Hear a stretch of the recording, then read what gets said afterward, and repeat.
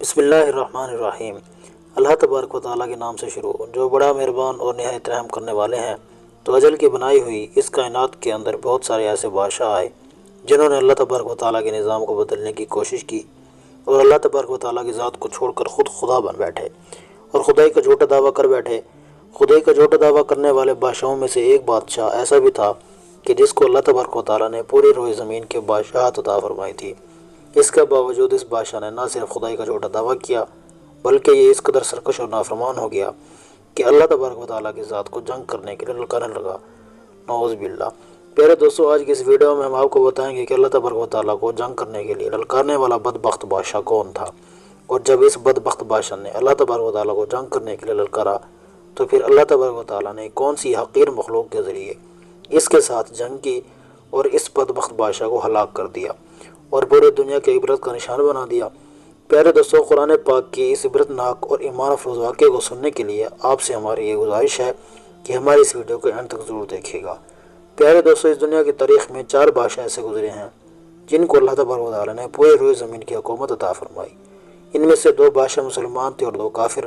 مسلمان بادشاہوں میں سے ایک کا نام حضرت ذوالقرنین علیہ السلام ہے اور دوسرے کا نام حضرت سلیمان علیہ السلام، جن کو اللہ تبارک و تعالیٰ نے منصب نبوت پر فائز فرمایا تھا۔ اور کافر بادشاہوں میں سے ایک کا نام نمرود، دوسرے کا نام بخت نصر تھا۔ پیارے دوستو، خدائی کا جھوٹا دعویٰ کرنے والا بادشاہ نمرود شہر بابل کا حاکم تھا۔ اس بادشاہ کا نام نمرود بن کنان بن قوس بن سام بن نوح تھا۔ پیارے دوستو، روایات میں آتا ہے کہ اللہ تبارک و تعالیٰ نے نمرود کو پورے روئے زمین پر حکومت عطا فرمائی اور اس بادشاہ نے پورے روئے زمین پر 400 سال تک حکومت کی۔ یہ ایک جابر اور ظالم بادشاہ تھا اور اس کے دور کے اندر بت پرستی عام تھی۔ لوگ اللہ تبارک و تعالیٰ کی وحدانیت کو چھوڑ کر بتوں کی پوجا کیا کرتے اور نمرود کو اپنا خدا مانتے اور اس کی عبادت کیا کرتے۔ اس نمرودی دور کے اندر بت پرستی اس قدر عام تھی کہ تمام نمرودوں نے اپنے خداؤں کے طور پر بہت سارے بت بنائے ہوئے تھے جن کی وہ لوگ پوجا کیا کرتے تھے۔ اس کے ساتھ ساتھ نمرود خود کو بھی خدا کہلواتا اور لوگوں کو اپنی پوجا کرنے کا حکم دیتا۔ اس قوم کی ہدایت کے لیے اللہ تبارک و تعالیٰ نے اپنے پیارے نبی حضرت ابراہیم علیہ السلام کو مبعوث فرمایا۔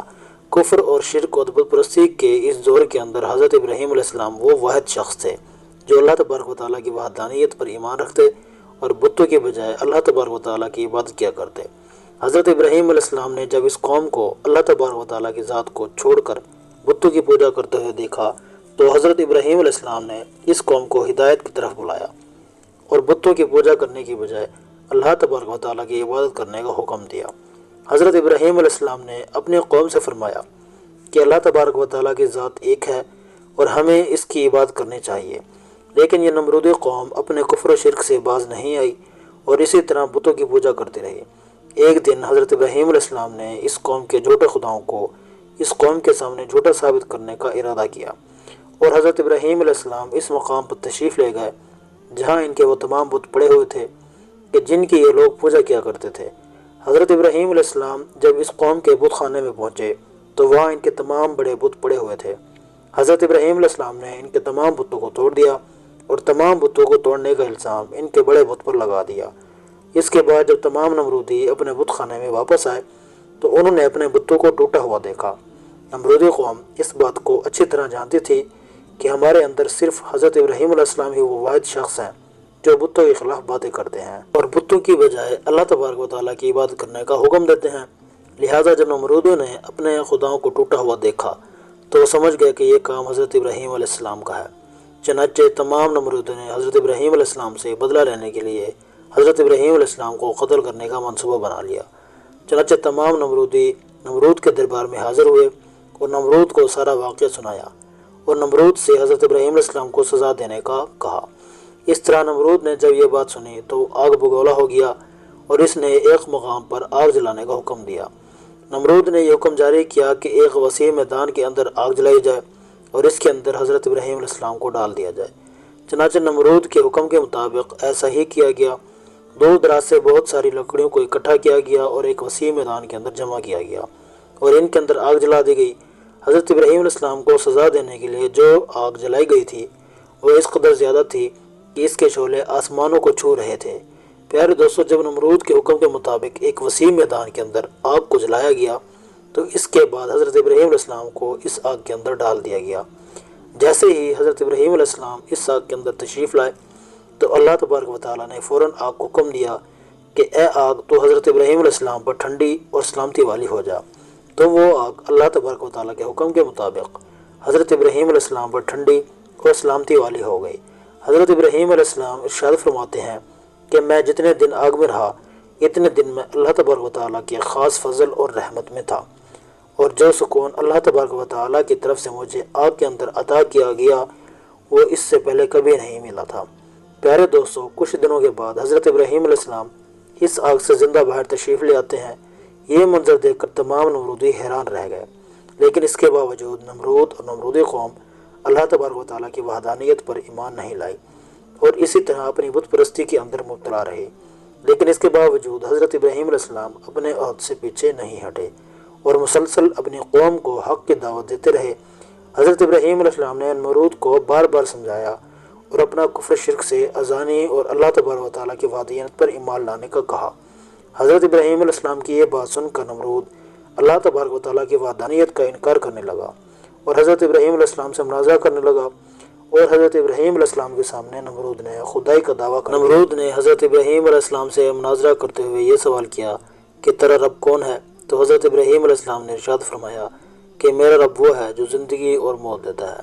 یہ بات سن کر نمرود مسکرانے لگا اور حضرت ابراہیم علیہ السلام سے کہنے لگا کہ یہ تو میں بھی کر سکتا ہوں۔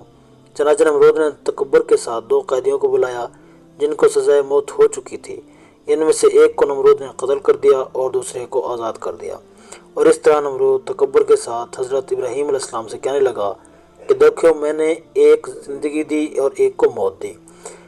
اس طرح نمرود حضرت ابراہیم علیہ السلام کے سامنے اپنے آپ کو خدا کہنے لگا اور اپنے خدائی کی باطل دلیلیں پیش کرنے لگا۔ اس کے بعد نمرود پھر حضرت ابراہیم علیہ السلام سے پوچھنے لگا کہ حقیقی خدا تو میں ہوں، بتا تیرا خدا کون ہے؟ اس کے بعد حضرت ابراہیم علیہ السلام نے نمرود کو اس کی عقل کے مطابق جواب دیا کہ میرا رب وہ ہے جو سورج کو مشرق سے طلوع کرتا ہے اور مغرب میں غروب کرتا ہے، اور اگر تو سچا خدا ہے تو سورج کو مغرب سے طلوع کر کے دکھا۔ چنانچہ جب نمرود نے حضرت ابراہیم علیہ السلام کی یہ بات سنی تو اس کا رنگ اڑ گیا اور وہ لاجواب ہو گیا، اور اس طرح نمرود لاجواب ہو کر اپنی پوری قوم کے اندر ذلیل اور رسوا ہو گیا۔ پیارے دوستو، اس کے بعد بھی کئی مرتبہ حضرت ابراہیم علیہ السلام نے نمرود کو اللہ تبارک و تعالیٰ کی وحدانیت کی طرف بلایا، لیکن نمرود اپنی سرکشی سے باز نہیں آیا اور اسی طرح کفر و شرک کے اندر مبتلا رہا۔ چنانچہ حضرت ابراہیم علیہ السلام کے بار بار دعوت حق دینے سے نمرود تنگ آ گیا، اور بالآخر تنگ آ کر نمرود حضرت ابراہیم علیہ السلام سے کہنے لگا کہ اگر تیرا خدا سچا ہے تو اس کو بول کے اپنی فوج بھیجے اور میرے ساتھ جنگ کرے۔ چنانچہ جیسے ہی نمرود نے حضرت ابراہیم علیہ السلام کے سامنے یہ بات کی تو فوراً حضرت جبرائیل علیہ السلام حضرت ابراہیم علیہ السلام کی بارگاہ میں حاضر ہوئے اور حضرت ابراہیم علیہ السلام سے کہنے لگے کہ اللہ تبارک و تعالیٰ کا لشکر جنگ کرنے کے لیے تیار ہے۔ چنانچہ حضرت ابراہیم علیہ السلام کی یہ بات سن کر نمرود حضرت ابراہیم علیہ السلام سے کہنے لگا کہ مجھے 3 دن کی مہلت دی جائے تاکہ میں اپنی جنگ کی تیاری کر سکوں۔ چنانچہ نمرود کو 3 دن کی مہلت دے دی گئی۔ پیارے دوستو، چونکہ نمرود کی حکومت پوری دنیا پر تھی، ان 3 دنوں کے دوران نمرود نے پوری دنیا کے بڑے بڑے جنگجوؤں کو اکٹھا کیا اور بہت سارے ہتھیاروں کو جنگ کرنے کے لیے تیار کیا۔ اس طرح جب نمرود نے 3 دن کے اندر اندر اپنی تمام تیاری مکمل کر لی، اس کے بعد نمرود حضرت ابراہیم علیہ السلام کو تکبر کے ساتھ للکار کر کہنے لگا کہ ہماری فوج جنگ کے لیے تیار ہے، اپنے رب سے کہو اپنی فوج کو بھیجے اور ہمارے ساتھ جنگ کرے۔ نمرود کی یہ بات سن کر حضرت ابراہیم علیہ السلام نے اللہ تبارک و تعالیٰ کی بارگاہ میں دعا کی تو اللہ تعالیٰ نے مچھروں کی ایک فوج کو بھیجا۔ ان مچھروں کی تعداد اس قدر زیادہ تھی کہ وہ مچھر پورے آسمان پر پھیل گئے۔ اللہ تبارک و تعالیٰ نے ان مچھروں کو نمرودی فوج پر مسلط کر دیا۔ یہ مچھر اللہ تبارک و تعالیٰ کے حکم سے دیکھتے ہی دیکھتے نمرودی فوج کا گوشت کھا گئے اور ان کا خون بھی پی گیا۔ اسی وقت تمام نمرودی فوج کی ہڈیاں ہی ہڈیاں باقی رہ گئیں۔ چنانچہ اس دردناک منظر کو دیکھ کر نمرود اپنے محل کی طرف دوڑا اور اپنی بیوی کے کمرے کے اندر چھپ گیا۔ اسی دوران اللہ تبارک و تعالیٰ کے حکم سے ایک لنگڑا مچھر نمرود کے گھر میں داخل ہوتا ہے۔ نمرود نے جب اس مچھر کو دیکھا تو اپنی بیوی سے کہنے لگا کہ یہ وہ مخلوق ہے جس نے ہماری فوج کو ہلاک کر دیا۔ چنانچہ اسی گفتگو کے دوران وہ لنگڑا مچھر اللہ تبارک و تعالیٰ کے حکم سے نمرود کی ناک میں داخل ہو گیا اور وہ لنگڑا مچھر نمرود کے دماغ کو چاٹنے لگا۔ جب وہ مچھر نمرود کے دماغ کو چاٹتا تو اس قدر نمرود کو تکلیف ہوتی کہ نمرود اپنے سر کو دیواروں پر مارنے لگتا۔ اللہ تبارک و تعالیٰ کے حکم سے وہ لنگڑا مچھر نمرود کے دماغ میں کئی دنوں تک رہا۔ اس وقت نمرود اپنے محل کے اندر یہ حکم جاری کر دیا کہ جو بھی میرے محل کے اندر داخل ہو وہ پہلے نمرود کے سر پر جوتے مارے۔ اس طرح جوتے مارنے کے بعد نمرود کو کچھ دیر کے لیے آرام اور سکون محسوس ہوتا، لیکن کچھ دیر بعد درد محسوس ہونا شروع ہو جاتا۔ اس طرح اللہ تبارک و تعالیٰ نے نمرود کو ایک حقیر اور لنگڑے مچھر کے ذریعے سزا دی۔ نمرود اپنے سر کو سلاخوں کے ساتھ پیٹتا رہتا، یہاں تک کہ اللہ تبارک و تعالیٰ نے اس کو دردناک موت عطا فرمائی اور یہ اپنے سر کو دیواروں پر مارتا مارتا ہلاک ہو گیا۔ وہ نمرود جو پوری دنیا پر حکومت کرنے والا بادشاہ تھا، اور وہ نمرود جو اللہ تبارک و تعالیٰ کو تکبر کے ساتھ جنگ کرنے کے لیے للکار رہا تھا، اس نمرود کو اللہ تبارک و تعالیٰ نے کہ حقیر اور لنگڑے مچھر کے ہاتھوں ہلاک کروایا اور پوری دنیا کے لیے عبرت کا نشان بنا کے رکھ دیا۔ بے شک اللہ تبارک و تعالیٰ ہر چیز پر قادر ہیں۔ سامعین گرامی، اللہ تبارک و تعالیٰ سے دعا گو ہیں کہ اللہ تبارک و تعالیٰ حضرت محمد مصطفیٰ صلی اللہ علیہ وآلہ وسلم کی سنتوں پر عمل کرنے اور نیک اعمال کرنے کی توفیق عطا فرمائیں۔